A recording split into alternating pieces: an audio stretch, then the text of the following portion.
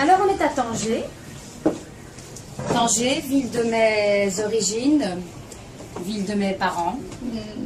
C'est une ville qui est chère à mon cœur aujourd'hui, plus qu'hier. Et je voulais qu'on fasse cette première vidéo.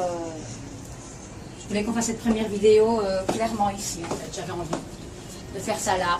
Donc voilà, en fait, cette vidéo a pour but de répondre aux internautes qui se posent des questions, qui se demandent si j'existe. Alors oui, j'existe. Je suis bel et bien là. Je m'appelle Majda, j'habite à Bruxelles. Par rapport à l'affaire Tariq Ramadan, effectivement, on a un réel problème. J'ai l'intention de m'élever frontalement et clairement contre l'imposture que représente cet homme. Je ne suis pas la seule. On est plusieurs filles, on est des dizaines, des centaines même, à s'être fait piéger, c'est clairement le mot, par un homme qui représente quelque chose, qui a une valeur morale, une valeur fantasmée évidemment, puisque dans la réalité il s'avère que cet homme n'en a absolument rien à faire de l'islam, que cet homme est clairement un usurpateur.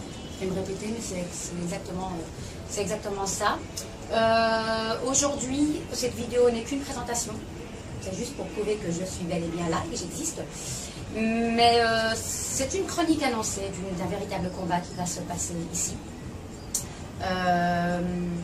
Ça veut dire que je compte effectivement publier un livre, il y aura une publication. Je compte mettre un site en ligne pour l'historique, les preuves et toutes sortes de témoignages et de choses qui viendront étayer un peu plus cette histoire. Je compte aussi répondre à certaines interviews. Là, c'est une vidéo, tout ce qu'il y a de plus... c'est une vidéo entre nous, une vidéo entre amis. Mais c'est pour simplement montrer que j'existe. C'est pour effectivement mettre en avant le fait que, pour la petite histoire, même si tout le monde la connaît, à peu près, j'ai rencontré Tariq Ramadan il y a 5 ans, suite à des questionnements. Je voulais avoir des réponses. Je revenais de la Mecque, il s'est présenté à moi comme étant divorcé. Évidemment, sur Internet, on peut tout de suite se rendre compte, sur Wikipédia par exemple, qu'il est marié, mais quand il vous dit droit dans les yeux qu'il n'a pas annoncé son divorce parce qu'il a envie de préserver sa vie privée, on a tendance à le croire. Donc à partir de là, les choses se sont enchaînées. Il s'est présenté à moi comme étant quelqu'un qui allait me guider vers la lumière, puisque j'avais un passif assez lourd. Il l'avait lu, puisque j'avais écrit des textes là-dessus. Et finalement, il m'avait dit qu'il serait mon guide, le guide qui m'emmènerait vers la lumière. Je n'ai jamais été autant dans l'obscurité que quand je l'ai rencontré. On est, je le répète encore, des dizaines et des centaines à être tombés sous ses griffes. Ce mec est un tartuffe, il ne prie même pas. Chaque mot que je prononce ici sont des mots pour lesquels d'abord j'ai des preuves. Et surtout, je me fiche en fait qu'on me croit ou pas. Je suis connectée verticalement à Dieu. Je sais que lui sait. Et je sais que Tariq Ramadan sait. Les gens qui auront envie de m'insulter, parce que ça arrive, j'en ai rencontré là d'ailleurs, leurs insultes ne me touchent pas. Quand mon entourage me demande si je suis... comment je fais en fait pour subir tout ça, je ne subis absolument rien. Il y a encore 2-3 ans, j'étais atterrée à l'idée qu'on m'insulte, qu'on ne me croit pas. Aujourd'hui, j'anticipe, je commence à connaître un peu le milieu dans lequel j'ai mis les pieds, le monde de Tariq Ramadan. Et je sais que les gens qui m'insultent et qui me jugent sont des personnes qui ne savent rien, absolument rien.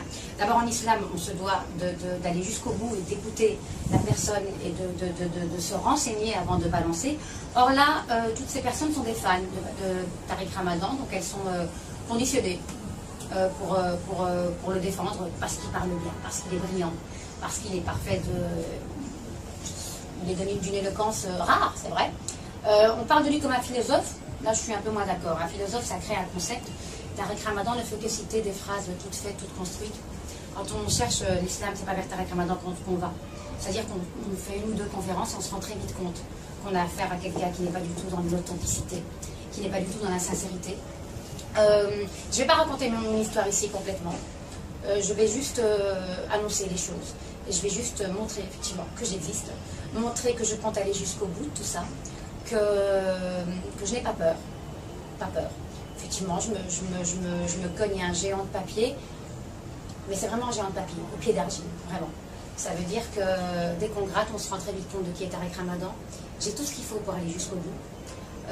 Les personnes, d'autres filles ont peur, elles témoignent, elles sont complètement écrasées, mais elles sont sous pression. Donc à partir de là, effectivement, elles ont du mal à aller jusqu'au bout. Je crois, moi, que rien n'est un hasard et qu'il est vraiment temps de stopper cet homme qui est dangereux, en fait. Il correspond parfaitement à l'époque, une époque satanique, où l'image compte, et où derrière, quand on gratte, même si ça pue, on continue. Sauf que là, si on a un minimum de respect pour la religion, pour la morale en fait, pour l'humain en soi, on ne va pas aussi loin que Tariq Ramadan a pu aller.